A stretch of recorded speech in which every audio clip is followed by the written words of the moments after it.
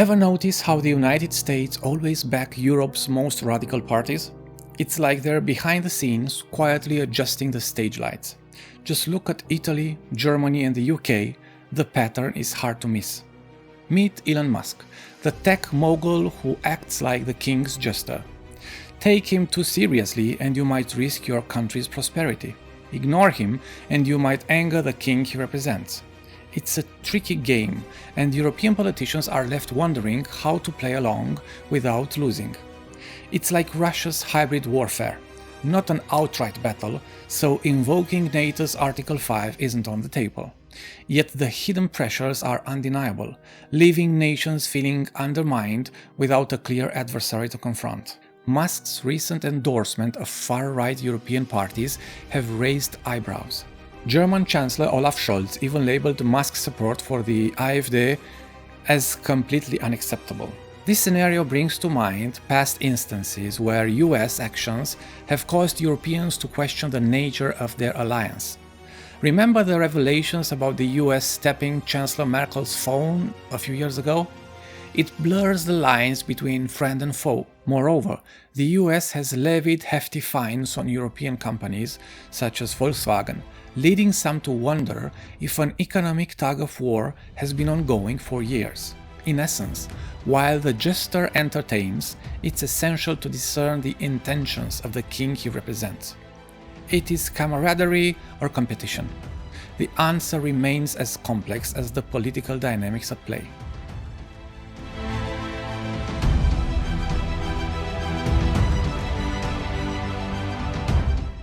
Musk openly endorses far-right parties, and what does Olaf Scholz say? Completely unacceptable. And that's it.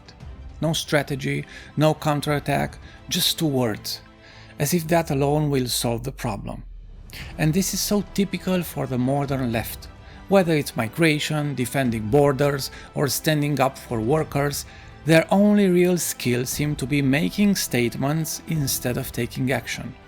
For the past decade, voters have been abandoning the left and heading to the extreme right, not because they suddenly love radical ideas, but because they are tired of weak politicians who don't fight for anything. You know why people don't like liberals? Because they lose. If liberals are so fucking smart, how come they lose so goddamn always? People don't want leaders who just shake their heads and say, "This is unacceptable." They want leaders who do something about it. But the left, they're just spectators in their own downfall. Germany's political scene feels like a never-ending loop of déjà vu. The same leaders who steered the economy into a ditch are now promising that prosperity is just around the corner. Economy Minister Robert Habeck has been promising a big economic boom for 2 years, while Chancellor Olaf Scholz keeps smiling and saying everything is fine, completely ignoring the economic disaster unfolding around them. Meanwhile, the public's trust in politicians has eroded. Major companies are downsizing. Volkswagen, for instance, plans to cut over 35,000 jobs in Germany by 2030. The number of company closures has reached record heights, and Germany's presence in the tech sector is insignificant. SAP, the nation's most valuable company, ranks only 32nd globally, a shocking drop for a country that once led the world in industry and innovation. Today, the global stage is dominated by US and Chinese giants, while German companies are pushed to the margins. For me, this sounds like a serious alarm bell, but for Germany's political class, it's just business as usual. No urgency, no real strategy, just the same empty optimism while the country falls further behind.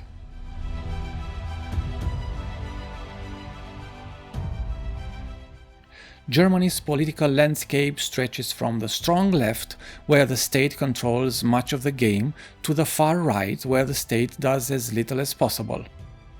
Here's how it looks. Far left, like North Korea, only as a reference. A communist vision where the state owns and runs everything. Factories, companies, institutions. The economy is fully controlled and private property is almost non-existent. Then comes the hard left, between social democracy and full communism. While the Linke and BSV aren't pushing for full-blown North Korean-style communism, they lean further left than the SPD and the Greens. They don't want to nationalize everything, but they do favor expanding state control in key sectors and redistributing wealth aggressively. In Berlin, the Linke supported a referendum to expropriate large corporate landlords and turn thousands of apartments into state-owned housing. But why stop there? Why only take from the big players? And why just apartments? Let's go full revolution. Take everything and split the wealth among us, comrades. In fact, I'd like to start by splitting Bayern Munich. I'll seize Musiala and Manuel Neuer, free them from their greedy capitalist overlords, and redistribute their talent to struggling teams, like Dortmund. Because fairness, right?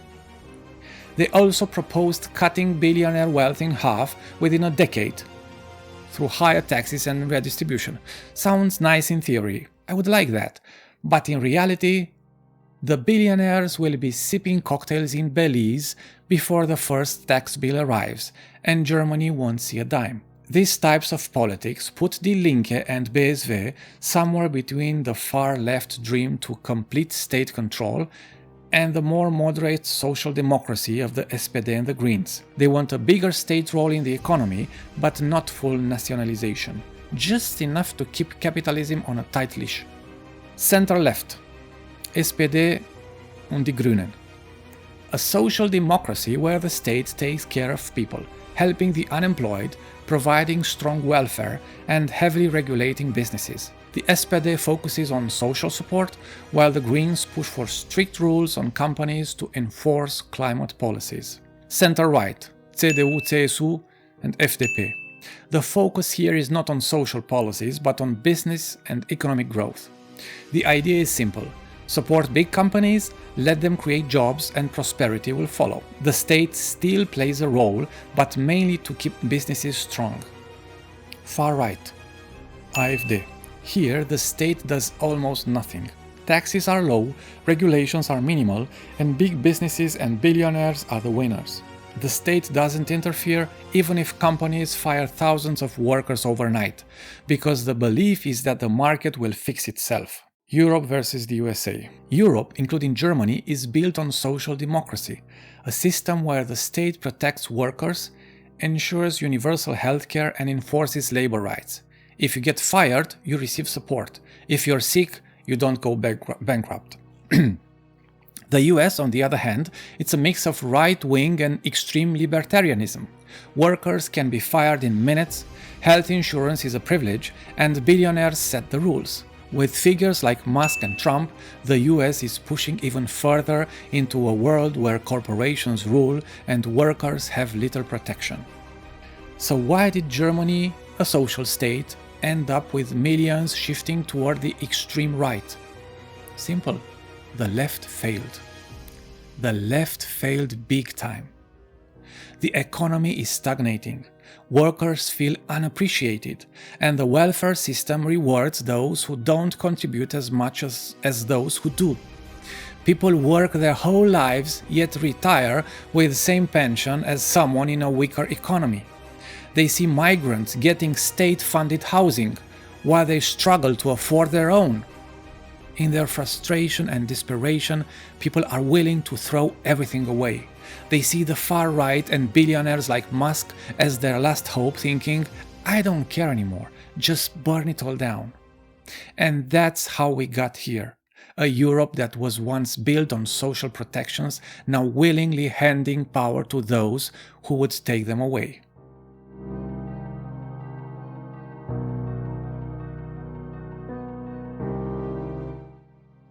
At this point, I have to ask, are these even democratic parties anymore? Because in a real democracy, leaders with such disastrous results wouldn't be rewarded with another shot. They'd be shown the door. Think about it like a company. If your CEO took a business from 25 billion in revenue down to 15 billion in just a few years, would you keep him? Of course not. He'd be fired faster than you can say performance review. But in German politics, failure is just another qualification for re-election. Die Bürgerinnen und Bürger entscheiden am 23. Februar. Ich bin übrigens überzeugt, dass sie anders entscheiden werden, als Herr Merz sich das so lange ausgemalt hat. Und dass die SPD ein neues Mandat bekommt. Yet, here we are. Instead of choosing the most capable leaders, these parties stick with the same faces, no matter how badly they perform. From the outside, it doesn't look like a system based on merit or accountability. It looks more like royal court, where the boss is an undisputed ruler and the party members are loyal subjects who obey, no matter what. At some point, reality will hit them like a wall. But until then, they'll keep marching toward it with a smile, pretending everything is fine. And when mainstream parties refuse to change, voters look elsewhere. That's exactly why millions of voters are shifting to the far right. It's not that people are suddenly in love with radical ideas, it's that they've lost all trust in the traditional parties. People are struggling, the economy is collapsing, and they need someone, anyone, to offer a way out. The far-right parties like AfD are simply filling the vacuum left by mainstream politicians who refuse to take responsibility. And the worst part? The very people causing this mess act shocked when it happens.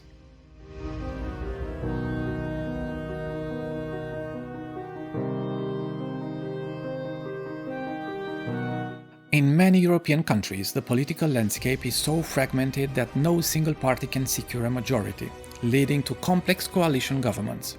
Unlike the US, where two-party system allows the winning party to implement its policies more straightforwardly, European nations often face challenges in forming stable governments.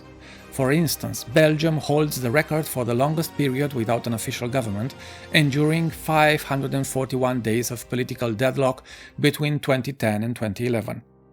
This fragmentation frequently forces parties with different ideologies to establish alliances, leading to policy compromises that can dilute the effectiveness of governance. The Ampelkoalition is a prime example.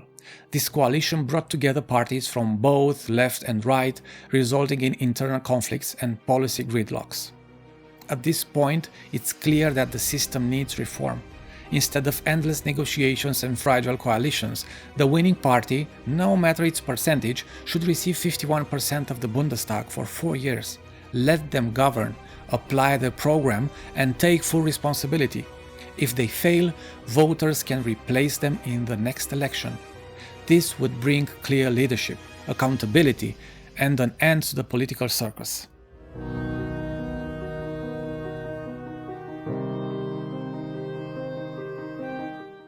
Ah, yes, migration, the number one scapegoat in this election. If you listen to some politicians, you'd think every German problem comes down to a few thousand refugees living off social benefits. Let's get real. Germany's concern shouldn't be migration, but the economy. If the economy were booming, nobody would care about a few extra people taking naps on taxpayer money. But since the economy is tanking, suddenly migrants are the root of all evil. The real issue? Germany is a rich social state that takes care of everyone. Which is nice, except when you can't tell who actually needs help. Right now, the system doesn't distinguish between people who want to contribute and people who just want free stuff. But instead of focusing on reviving the economy, making Germany a global competitor again, and figuring out how to actually grow wealth, politicians are playing find the villain. And that villain must be external: migrants, China, bad luck, whoever or whatever works. Here's a crazy thought. Maybe Germany should stop looking for enemies and start looking for solutions. This country has all the resources to be a powerhouse again, but that requires leaders with vision, competence and, well, a spine. And right now, I don't see them.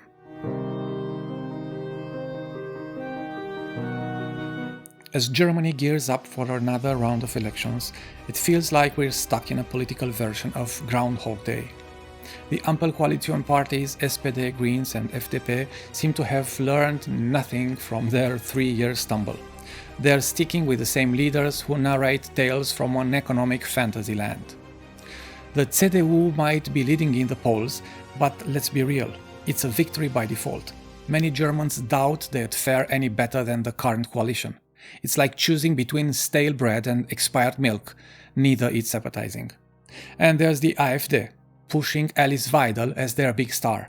Fun fact, she resides in Switzerland, pocketing a hefty sum each month to spend abroad. Sounds familiar? It's the same narrative they use against the migrants they criticize. Not long ago, AfD was nobody. They weren't even in the Bundestag. But then came the migrant crisis, and boom, they rode the wave straight into politics. Now they're winning millions of votes, not because they have great ideas, but because the other parties have none. In this political merry-go-round, it seems the more things change, the more they stay the same. Because of this, Germany and Europe will keep drifting like a ship without a captain, steered by a constantly quarreling crew that never agrees on where to go. No clear leadership, no real decisions, and no one to hold accountable. Just endless meetings and vague promises while the crisis deepens. Meanwhile, China and the US are surging ahead, and Europe? Stuck in debates, getting poorer, more socialist, and pretending everything is fine. Instead of fixing the problem, we refuse to admit there even is one. History isn't kind to societies that ignore geopolitical threats. Portugal and Spain once ruled half the planet, but within a couple of centuries they fell from global superpowers to economic footnotes. Europe's decline didn't start yesterday. It began in 1914, with the outbreak of World War I. If nothing changes, history won't remember us as the last prosperous generation, just the first of many who lost it.